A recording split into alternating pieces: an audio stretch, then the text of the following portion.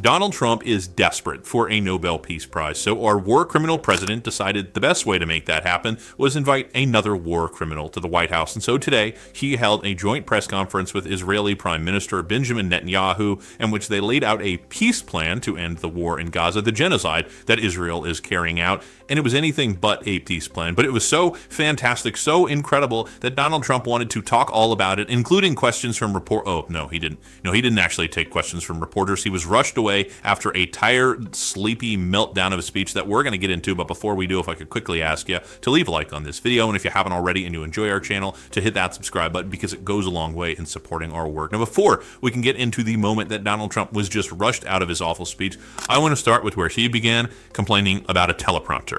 Agency in United Nations was interesting because, as you know, a few days ago they introduced me, ladies and gentlemen, the President of the United States. I'm looking at my teleprompter, and the thing was dead, stone cold, dead. The thing's up here. I have a long, beautiful speech to make. I'm back 30 feet back, and I'm saying, they're introducing me. There's nothing on my teleprompter. So, but I made a speech. I actually got good marks. You think Biden could have done that? I don't think so. I don't think he could have done that. I don't think too many people could have done it. But actually, it was actually more of a speech from my heart. If you want to know the truth, I think it was maybe better in certain ways because it was from the heart. It has to be from the heart, otherwise you're in big trouble.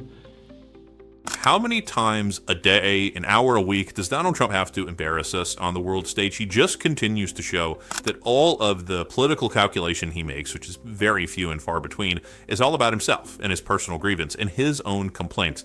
And there is a lot of complaining and a lot of misunderstanding, as we saw from Trump today as he talked with Netanyahu about their plan, if you can even call it that. The way Trump described it was incredibly weird.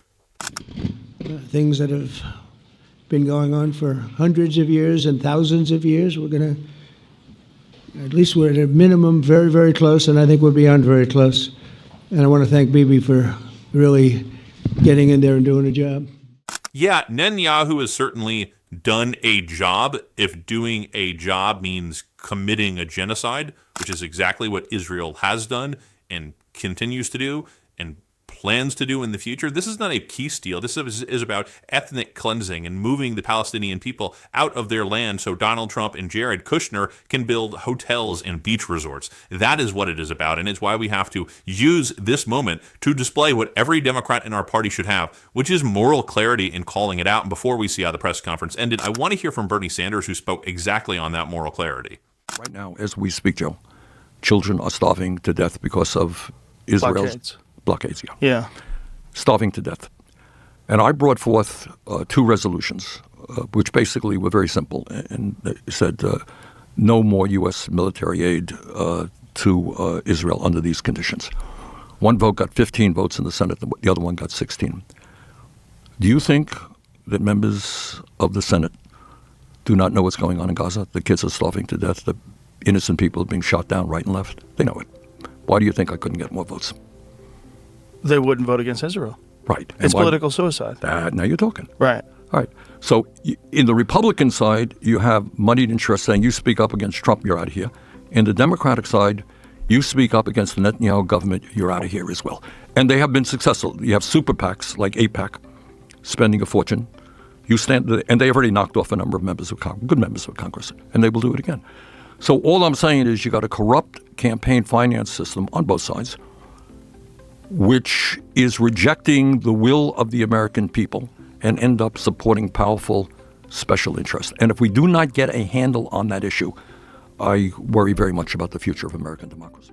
AIPAC is a foreign lobby for a fascist regime that should not be giving money to Democrats. Full stop. It should not be happening. No Democrat should be accepting AIPAC money. We shouldn't accept corporate money, nonetheless, money from a government that wants to control our foreign policy to commit a genocide against the people, and it does not work in our interest. We should not be beholden to that lobby, which is one of the many reasons why Donald Trump didn't feel comfortable enough answering questions about his new announcement, other than the fact that he's stupid, so his press conference ended this way.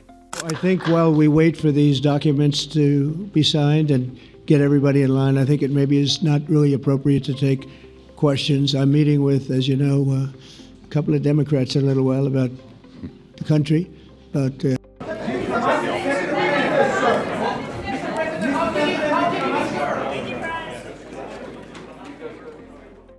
Yes. When you feel really great about an announcement, when a plan is going so well, when you're just so excited to talk about your agenda, you wrap up early and you say, sorry guys, they're going to make me get out of here. Sorry, my staff is telling me we have to leave.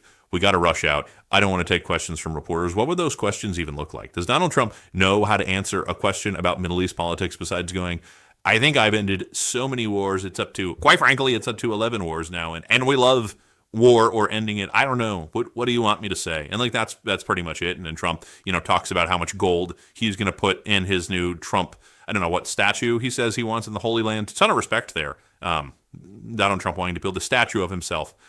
I don't know how we could get any closer to him being the Antichrist than that, but there you go, Donald. This is what it's about. It is always about what? You know the word, and you're typing it in the comments, the grift. Nailed it. That is what it is. Donald Trump has found another opportunity to grift, and it's doing so off the back of a genocide. That is what is happening. And really, truly, if a Democrat is unable to say that, I don't think that you are a Democrat. I don't think that you should be a part of our party. If you're not at least willing to condemn the actions of the Netanyahu regime, of this murderous government, I just don't think that you have the moral clarity to stand up to anyone. Because if you can't stand up to AIPAC, if you can't stand up to these interests, will you stand up for us when it comes to fighting for affordability? Will you stand up to Donald Trump? All we see at our party that has the brand so in the shitter right now is weakness. Someone like Bernie Sanders isn't weak. Someone like AOC isn't weak. Someone like Jasmine Crockett isn't weak. That's why these people are popular. But when Chuck Schumer is saying that he's banking on Republicans to be responsible to get us out of this looming government shutdown and actually fund health care for people in America and not to allow Donald Trump to walk all over them, yeah, I don't really see that as a sign of strength. Why are we believing anything that Republicans are telling us? Why are we trusting in them? We should be doing the opposite. We should be hitting harder. We should be pointing out their lies. Banking on Republicans has never worked for us. It's not going to now, especially in a moment of a literal crisis in this government. So it's time for us to stop being so chicken shit. It's time for us to stop being really Trump's bitch, if you look at Chuck Schumer. I know he's going to write a strongly worded letter after this video goes out, but seriously, man, step up. Have some chutzpah. Have some cojones and do something. Let the government shut down. What, you're afraid that Donald Trump's going to fire people more than he has already? I share that same concern. But Donald Trump has made it pretty clear that he will do whatever he wants, whenever he wants, so do not bend to him.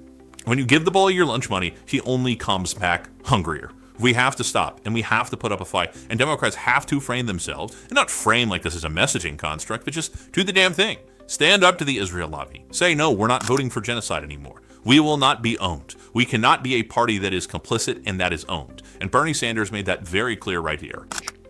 But in the last 21 months, Israel has not just gone to war against Hamas. It has gone to war against the entire Palestinian population in ways that are not only immoral, but in clear violation of international and U.S. law. In a territory of just over 2 million inhabitants, 60,000 people in Gaza have been killed and over 140,000 wounded since the beginning of this war. Some 60% of that total are women, children, and the elderly, including 14,000 kids. Incredibly, almost 10% of the population of Gaza has been killed or wounded. Further, the physical infrastructure of Gaza has been basically destroyed. More than 90% of the housing has been made uninhabitable. Water systems and wastewater plants are inoperable. Hundreds of schools have been bombed. The healthcare system almost completely wiped out, and there is no electricity. Many of the people in Gaza have been displaced time and time and time again, forced to move from one location to another with nothing more than the clothes on their backs. All of this amounts to one of the worst man-made humanitarian disasters in modern history. But if you can believe it, it gets even worse. This spring, for 11 weeks, Israel blocked all humanitarian aid from getting into Gaza. No food, no water, no medicine.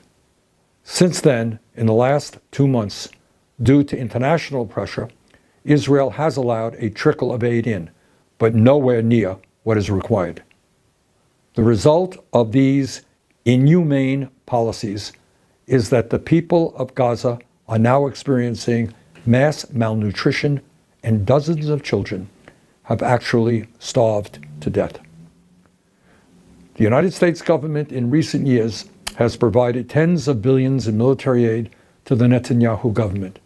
In other words, our tax dollars and our weapons are actively supporting these atrocities. That cannot be allowed to continue. And I don't care if you are a Democrat, if you're a Republican, or you're an independent. I don't care if you're a conservative, a progressive, or a moderate. The American people do not want our tax dollars being used to starve children in Gaza. I ask your support for the two resolutions that I will be offering with Senators Merkley and Welch. Thank you very much. I don't know about y'all, but I do not want a Democratic Party that is beholden to anything except for democratic values. And we need to have a universality in our approach. Zarama Bani talks about this all the time. If we are going to be the party that fights corruption, we also can have Senate candidates like Alyssa Slotkin, who took $10 million from the crypto lobby and then voted for Donald Trump's Genius Act crypto bill, which allows him to profit off the explosion of the unregulated crypto industry. Crypto spent more than any other corporate entity, any other sector in the last election. Crypto did, the crypto lobby. Why? Because they stand to gain the most from an unchecked and unregulated system that Donald Trump is allowing. Why? Well, one, because he's bought off, and two, because it's good for his grift. So if we want to be anti-corruption, that has to be universal. It has to be in fighting back against big tech. It has to be in fighting back against censorship. It has to be in fighting back against the crypto lobby. All of those things. It has to be a universal approach. We are going to be talking about that on this show. If you want to support that, as always, you can hit that subscribe button, leave a like on this video. If you stuck around to the end, drop a blue heart in the comments. Please, if you want to support the show in another way, it's a great way to support the show. Please go and click right here or down below to subscribe to my Substack. We're having a lot of fun over there. It's a good time. Sometimes we make jokes at Carolyn Levitt's expense like we do on this show, so go check it out. But keep on fighting.